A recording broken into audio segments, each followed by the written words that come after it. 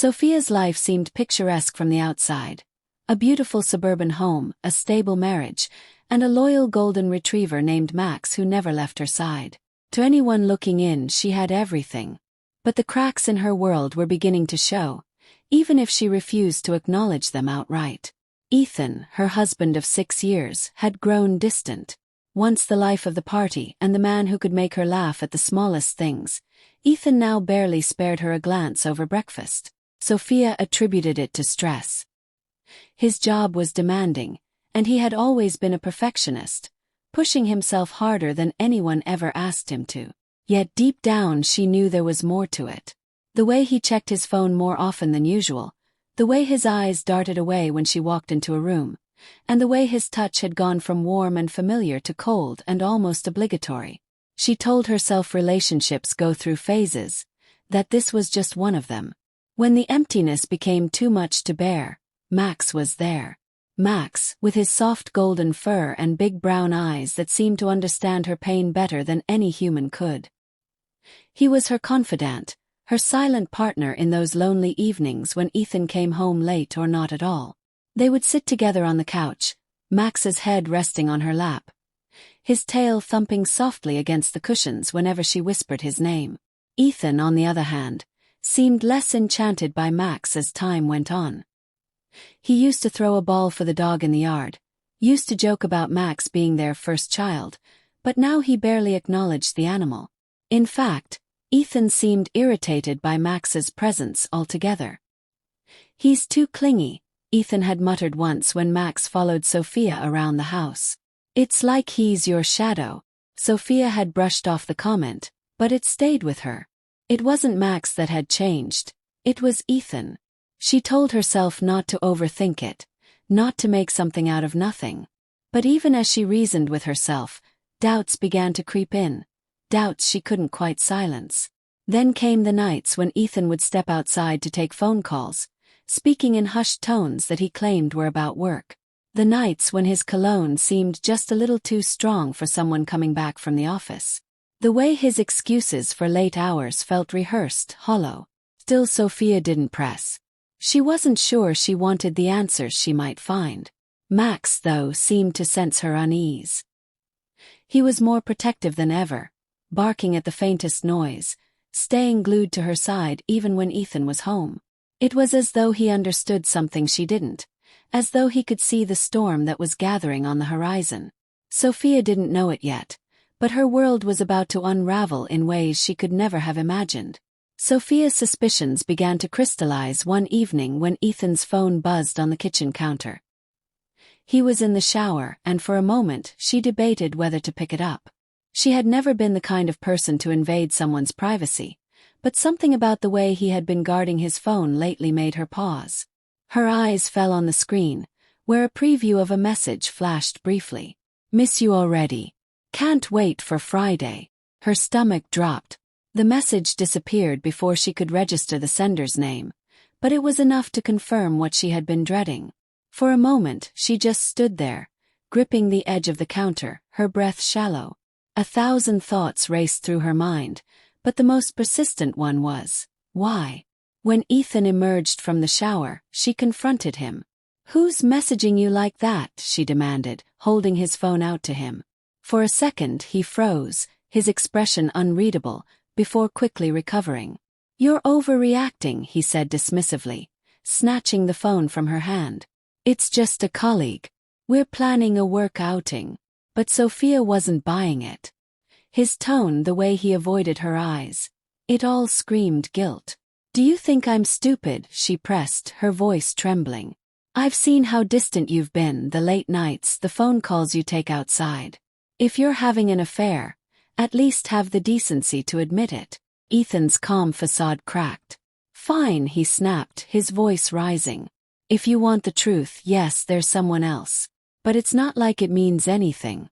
You've been so obsessed with that dog, Sophia. It's like I don't even exist in this house anymore." His words hit her like a slap. He wasn't apologetic. He wasn't remorseful. Instead, he had the audacity to blame her. And Sophia felt a wave of anger surge through her. "Don't you dare use Max as an excuse for your selfishness," she said. her voice steady despite the tears streaming down her face. "You made this choice.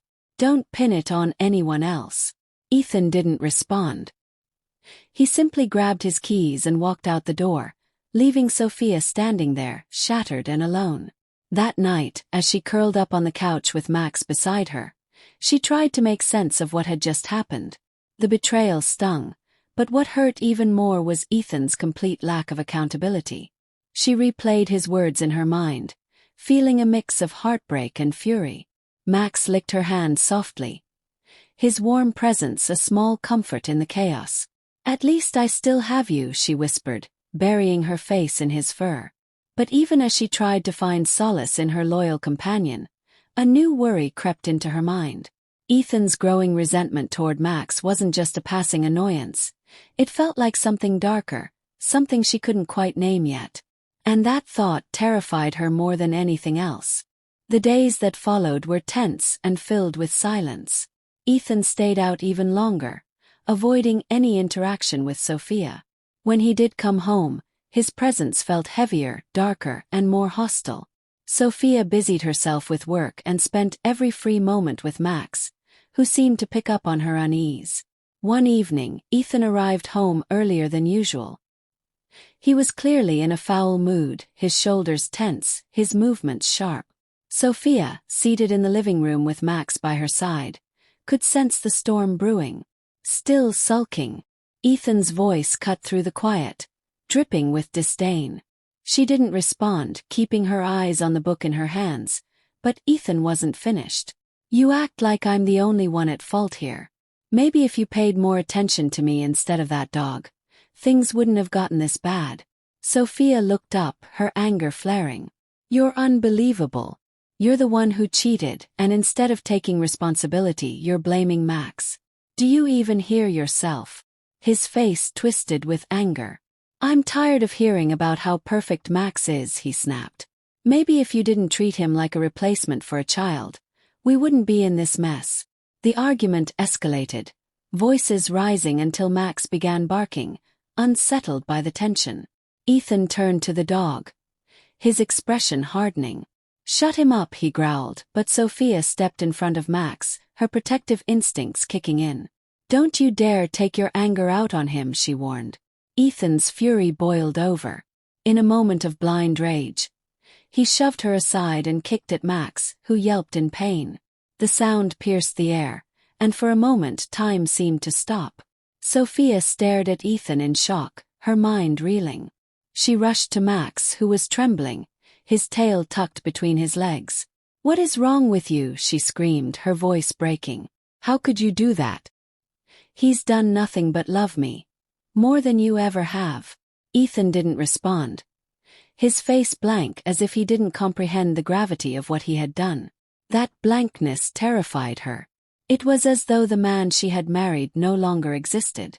Max's soft whimper pulled her back to the present.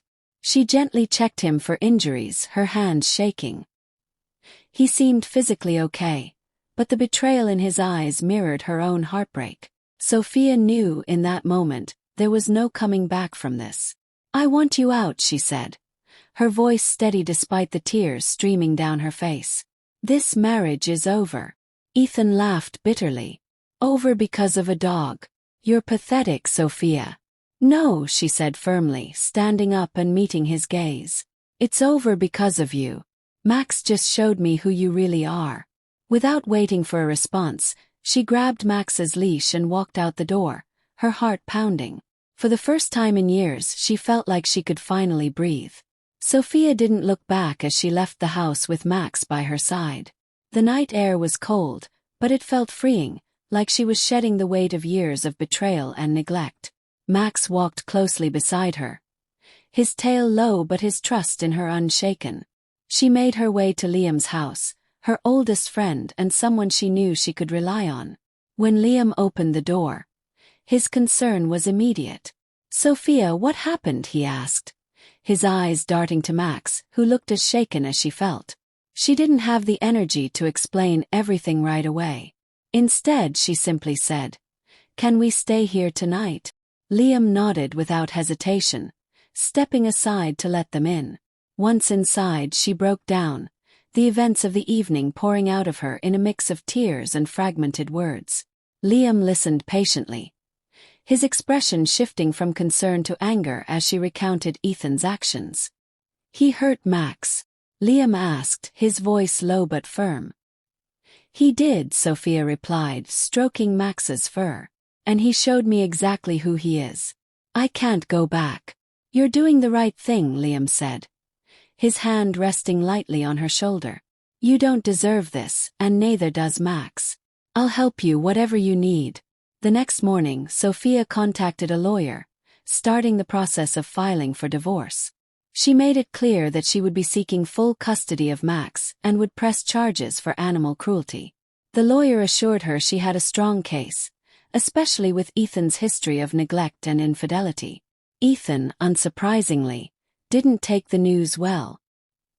He called her repeatedly, alternating between angry outbursts and half-hearted apologies. Sophia ignored him, her resolve stronger than ever. She had spent too long trying to fix a marriage that was beyond repair. Now, her focus was on building a new life for herself and Max. In the weeks that followed, Ethan's world began to unravel. The woman he had been seeing left him when she realized he was facing financial and legal troubles. Word of his actions spread through their community, isolating him further. Meanwhile, Sophia found strength in her newfound freedom. She stayed with Liam for a while, grateful for his steady support. He treated Max with kindness and care, even taking him for walks when Sophia needed time to herself. Their friendship deepened during this time, and Sophia began to see him in a new light. One evening, as they sat together on the porch, Max curled up at their feet. Liam turned to her. "You know, you're stronger than you realize," he said softly. Sophia smiled, feeling a warmth she hadn't felt in years. "I'm starting to believe that," she replied. Months later, the divorce was finalized. Sophia and Max moved into a small but cozy apartment, where they began their new chapter. Liam remained a constant presence in their lives, and while Sophia wasn't ready to jump into a new relationship, she felt a spark of hope for the future. Walking Max through a nearby park one evening, she reflected on everything that had happened. Life wasn't perfect, but it was hers again. As Max bounded ahead, his tail wagging happily, Sophia felt a sense of peace. She had lost so much, but she had also gained something priceless: her freedom, her dignity, and the unwavering loyalty of a true companion. And in the quiet of that moment, she whispered to herself, "Never harm a human's pet unless you have a death wish." It wasn't just a warning, it was a promise she had kept, for herself and for Max.